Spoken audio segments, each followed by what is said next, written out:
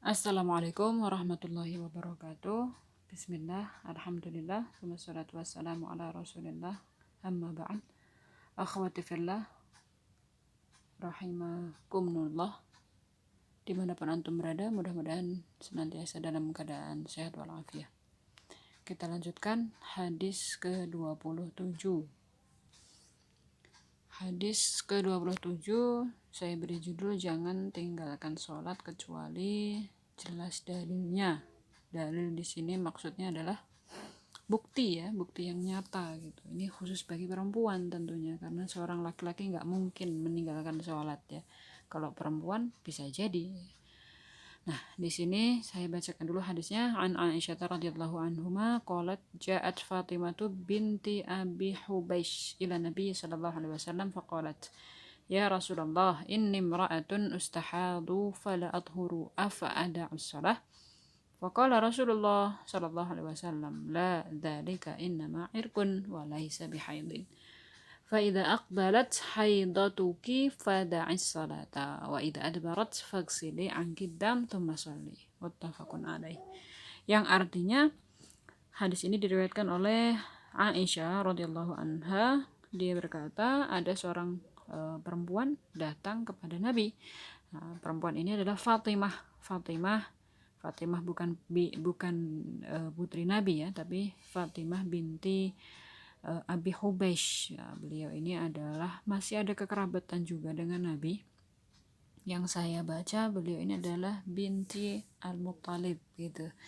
Jadi masih satu keluarga besar gitulah ya dengan Nabi Shallallahu Alaihi Wasallam. Nah beliau datang menemui Nabi Shallallahu Alaihi Wasallam lalu dia bertanya, wahai Rasulullah, aku ini wanita yang sering mengalami istihadah sehingga aku tidak suci. Apa aku boleh meninggalkan sholat gitu selama aku istihadah gitu. Rasulullah Shallallahu Alaihi Wasallam menjawab, tidak, itu adalah darah dari pembuluh, artinya bukan darah haid. Jika haidmu datang maka tinggalkanlah sholat, jika sudah berhenti maka bersihkanlah darahnya, kemudian akan kerjakan sholat gitu. Nah dalam riwayat yang lain ya beliau menjelaskan kepada Fatimah ini juga ya, tetapi bukan Bukhari Muslim rawi hadisnya. Rasulullah SAW menyebutkan perbedaan antara darah haid dan darah istihadah gitu ya. Kepada siapa nih? Kepada Fatimah binti Abi Hubeish gitu. Rasulullah SAW menyebutkan idza kana damul haidati aswadu yu'raf ya. Jadi darah haid itu adalah yang berwarna aswadu yu'raf, yang berwarna merah kehitaman, dan itu diketahui oleh kalangan wanita gitu. Adapun ingkana ghairu dzalik ya, ingkanal akhar, maka jika yang keluar itu ya selain itu maka dia adalah bukan darah haid gitu ya. Rasulullah SAW menyebutkan kalau itu yang keluar maka fa'amsiki as-shalah, jadi tinggalkan sholat gitu karena itu adalah darah haid. Nah kembali ke hadis ini, jadi Fatimah ini adalah seorang wanita yang sering sekali mengalami istihadah yang pernah saya dapati dalam kitab fikih Muyassar ya Syafi'i. Fatimah binti Abi Hubeish ini seorang wanita yang mengalami istihadah selama 7 tahun, subhanallah ya. Selama 7 tahun beliau ini mengalami istihadah terus menerus ya, darah itu keluar. Dan hal ini bisa saja terjadi mungkin kalau di zaman sekarang ya, dunia teknologi sudah mengalami kemajuan yang pesat ya, seperti di dunia kedokteran itu bisa dicek ya kan, sumbernya dari mana ya, penyakit apa dan lain sebagainya. Kalau zaman dulu tidak belum diketahui penyebabnya apa, tapi meski tidak diketahui penyebabnya apa secara syar'i darah istihadah itu sudah ada gitu. Maka Rasulullah SAW menyebutkan itu bukan darah haid gitu, tetapi itu adalah darah dari pembuluh, jadi bukan dari rahim. Nah kalau sumbernya dari rahim maka itu adalah darah haid, maka hukumnya pun berbeda gitu ya. Konsekuensinya ketika darah haid itu yang muncul, yang keluar, seorang wanita itu boleh meninggalkan sholat. Adapun jika yang keluar yang lainnya yaitu darah istihadah tadi, dia tetap harus mengerjakan sholat. Nah di sini fawaid daripada hadis yang kita baca tadi ya. Yang pertama adalah bayan ahkamil istihadah bitafsir, bahwasanya Rasulullah sallallahu alaihi wasallam menjelaskan akan ahkam ya, hukum yang berkaitan dengan darah istihadah ini dengan tafsil terperinci ya. Jadi betul-betul tidak ada yang ketinggalan satupun gitu, jadi jelas ya. Yang kedua jawaz istifta ilmar'ah ar-rajul al-alim al-afif. Nah, ini sering juga disampaikan ya, bahwasanya seorang wanita boleh mencari fatwa, mencari nasihat, mencari solusi kepada seorang alim, ustadz yang menjaga kehormatannya, menjaga pandangannya gitu ya. Kemudian yang ketiga di sini man nazalat biha mas'alatun la ta'rifu hukmaha fayam bagi alaihi antas ala anha binafsiha atau kalau man yas'alu alaha wala tada'a. Jadi seorang yang punya masalah ya, ketika dia menghadapi satu masalah, khususnya adalah masalah yang berkaitan dengan hukum syar'i, maka hendaknya dia segera cari tahu, jangan ditunda nanti jangan ya, langsung segera cari tahu. Atau misalnya dia malu untuk bertanya dengan sendirinya, bisa dia mewakilkan pertanyaan tersebut ya kepada mungkin istri ustadz itu gitu ya. Atau kalau zaman sekarang kan zaman mudah ya, zaman elektronik, bisa kita DM seseorang misalnya ya kan, seseorang itu tidak tahu siapa kita dan lain sebagainya. Nah, artinya seseorang ketika dia menghadapi satu masalah yang mengharuskan harus tahu hukum syar'inya seperti apa, dia harus segera cari tahu. Yang keempat, hayaul mar'ah la yamna'uha min ta'allumil ilmi. Jadi seorang wanita meski dia seorang yang tabiatnya adalah pemalu, tidak boleh dijadikan satu alasan ya, malu gitu ya, nggak boleh. Akhirnya nanti dia jahil, nggak pinter-pinter ya. Nah ini dari mencari ilmu itu nggak boleh dengan alasan saya nggak mau karena malu, tidak boleh. Yang kelima, fihi tarbiyatul mar'ah 'alal amanah. Ya, seorang wanita itu diberi satu pendidikan untuk menjaga amanah ya, dari ketika dia mulai balik ya. Kapan? Kenapa? Karena ketika dia mengalami haid itu yang tahu ya hanya dia dan Allah gitu ya, kapan dia bersihnya, kapan dia sucinya. Maka di sini amanahnya seorang wanita itu diuji gitu. Ketika dia misalnya mengalami haid kok lama gitu ya, maka Rasulullah SAW tadi memberikan satu panduan gitu. Kalau haidnya itu darahnya berbeda misalnya, maka itu bukan darah haid, maka dia segera bersuci dan kemudian dia sholat. Nah, adapun darah yang keluar setelahnya itulah darah istihadah gitu. Jadi amanahnya seorang wanita tadi diuji ketika dia haid. Kemudian yang keenam, at-tafriq bainal haid wal istihadah fi asli sailanid dam ya. Jadi haid dan istihadah itu berbeda dari sumbernya ya, dari sailanid dam, dari dari ini ya, sumber munculnya darah gitu ya, atau sumber gitu ya. Jadi kalau darah haid itu kan dari rahim ya, hasil peluruhan rahim ya, kemudian dia keluar ya, walaupun sama-sama keluar dari kemaluan tetapi sumbernya berbeda. Adapun darah istihadah itu adalah dalam seorang wanita ini bukan dalam keadaan haid gitu, jadi sumbernya itu bisa dari pembuluh ya yang mungkin terputus, atau urat ya yang ada luka dan lain sebagainya.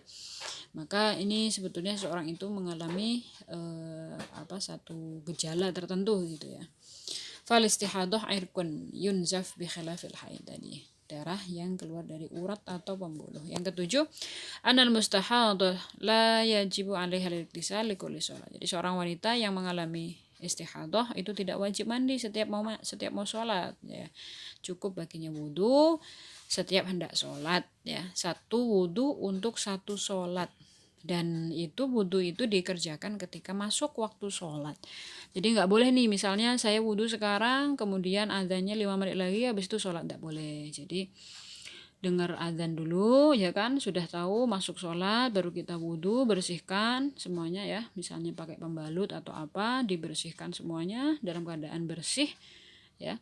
kemudian kita kerjakan sholat. Nah, adapun ketika darah ya mengalir ketika sholat, maka itu tidak dihukumi sebagai darah yang membatalkan sholat gitu. Nah, yang kedelapan di sini adalah yajibu 'alal mustahadah ghuslu dam an-nazil li kulli shalah ba'da dukhulil waqti tsumma tatawadda wa tusalli. Tadi yang saya sampaikan, satu wudu untuk satu sholat dan wudunya dikerjakan setelah masuk waktu sholat. Kemudian yang kesembilan, al-mustahadatu laha iddatu ahwal, ya, wanita yang mengalami istihadah ini bisa dilihat atau dicek gitu ya, ini darah istihadah apa darah haid itu dari beberapa keadaan. Yang pertama yaitu an yakuna laha adatun qabla al-istihadah yumkinuha ruju' ilaiha. Jadi seorang wanita yang memiliki kebiasaan tertentu atau yang kita sebut dengan siklus haid ya. Siklus haidnya teratur, misalnya seorang wanita haid di tanggal 5. Nah, ini kalau nggak 5 ya 4 misalnya ya. Maju mundur atau mungkin 6 ya, pokoknya di awal bulan.